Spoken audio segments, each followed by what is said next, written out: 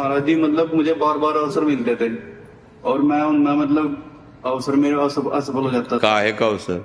मतलब जैसे कि कहीं फौज में जाना या पुलिस की नौकरी होगी कुछ भी, मतलब मुझे बार बार मौके मिलते रहते थे। लेकिन अब जब वर्तमान में क्या हो रहा है जीवन में, कुछ पल तो मतलब खुशी हो जा, कुछ पल दुख हो जा, मतलब ये सब कुछ चल रहा। तो तुम्हें समस्या क्या है, क्या चाहते हो तुम? समस्या ये है जी, मतलब मार्गदर्शन चाहिए था। नहीं, आप चाहते क्या हो? मतलब सुखी रहूं। सच्ची बात। तो गलत आचरण मत करो। जो भी तुम्हें कर्तव्य कर्म मिले उसे भगवान की सेवा मान करके करो। तुम्हारे घर में कोई कर्तव्य कर्म है? कर्तव्य तो होगा ही, ऐसा तो है लेकिन कर्तव्य माता है, पिता हैं, उनकी प्रॉपर्टी होगी, उनकी सेवा होगी। आपके अगर नहीं संयोग में बैठ रहा देश सेवा का, राजकीय विभाग का, तो और भी तो बहुत जीने के उपाय हैं, और भी समाज सेवा के बहुत से उपाय हैं। तो निराश होने की थोड़ी जरूरत है, दुखी होने की थोड़ी जरूरत है। बल मिला है, बुद्धि मिली, कोई व्यापार करो, किसानी करो। महाराज जी मैं अगर कुछ बिजनेस करता हूँ तो उसमें तो कुछ पल तो सुकून मिलता है, लेकिन कुछ पल भाई देखो, हमारी बात यह है कि तुम्हारे सुकृत और दुष्कृत दो ही हैं जो दुख और सुख प्रदान करते हैं। तो जैसे हमारे पूर्व पाप कर्म हैं और हम अच्छा व्यापार शुरू किए, थोड़ा बड़ा फिर नष्ट हो गया, तो वो पाप जो कर्म है वो बाधा को, उसको नष्ट करने के लिए राधा राधा राधा, कृष्ण कृष्ण राम कृष्ण हरि जो नाम, वो भगवान का नाम ही नष्ट कर सकता है।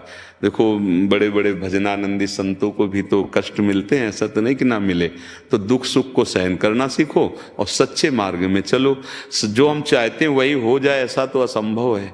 नहीं, सब चाहते हैं कि बढ़िया व्यवस्था, लेकिन चाह से केवल नहीं हो जाएगी, कर्म भी करना पड़ेगा उसके अनुसार। अच्छा, कर्म करते हुए सफलता नहीं मिल रही तो पूर्व का कर्म आपको बाधा पहुंचा रहा है। आप अच्छे पढ़े लिखे हो, आप स्वस्थ हो, आप वो पा सकते हो जो पाना चाहते हो, लेकिन नहीं बन रहा विधान, तो फिर उसका मतलब कोई हमारा कर्म है जो बाधा पहुंचा रहा है।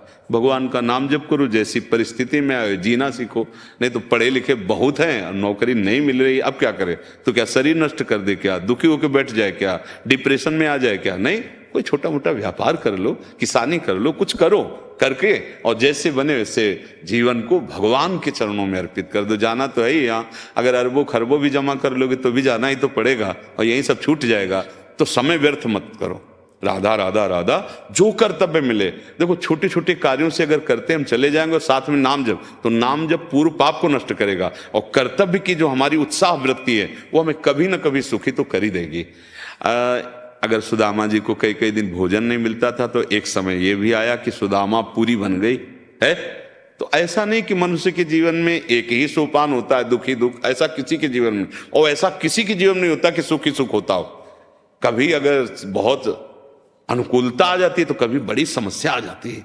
तो हमें समस्याओं में टूटना नहीं, अनुकूलता में फूलना नहीं है, यही अध्यात्म सिखाता है। और ऐसा नहीं कि दुख सुख ना आते हों, आते तो सबको हैं, पर सह जाओ और अच्छे कार्य करो तो आप आगे बढ़ते चले जाओगे, सुख ज्यादा मिलने लगेगा और दुख से लड़ने की क्षमता आ जाएगी, निकल जाओगे।